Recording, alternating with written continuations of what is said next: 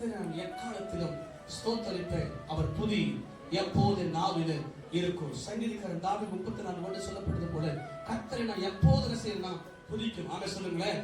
ரட்சித்தாலும் ரட்சிக்க விட்டாலும், கொடுத்தாலும் கொடுக்க விட்டாலும், அவர் செஞ்சாலும் செய்ய விட்டாலும், இவர்தான் தேவன், இவர்தான் ரட்சகர், இவர்தான் அப்படி சொல்லி இந்த நம்பிக்கையோட விசேஷமாய் நாம் பிரவேசிக்கிற ஜனங்களாய் மாறப்பட வேண்டும். இந்த கூட்டத்தாரை போல வாழக்கூடாது. இந்த கூட்டத்தாரை போல இந்த கூட்டம் சொல்லிச்சு இவர்தான் எங்க தெய்வம், இவர்தான் ரட்சகர், இவர்தான் இவருக்கு ஓசனான்னு சொல்லி பாண்ட கூட்டம் ஒரு குறிப்பிட்ட நாள் தான், ஒரு 3-4 நாள் தான் இதுக்குள்ள ஜனங்க சொல்றாங்க இவரை சிலுவிலை அழியுன்னு சொல்லி. இல்லை, நாம் இப்படி சொல்லணும், ஆண்டவர் என்னை ரட்சித்திருக்கிறார், உங்க நாம் மகிமைப்படுத்த, ஆண்டவர் என்னை மீட்டிருக்கிறார், உங்க நாம் மகிமைப்படுத்தும் சொல்லி ஒவ்வொரு நாளும் ஆர்ப்பரிக்கிற சத்தம் உங்களுக்குள்ள எனக்குள்ள காணப்பட வேண்டும். ஆமென் சொல்லுங்களேன். பரலோகத்துல சத்தம் கேட்டுக்கொண்டே இருக்கிறது.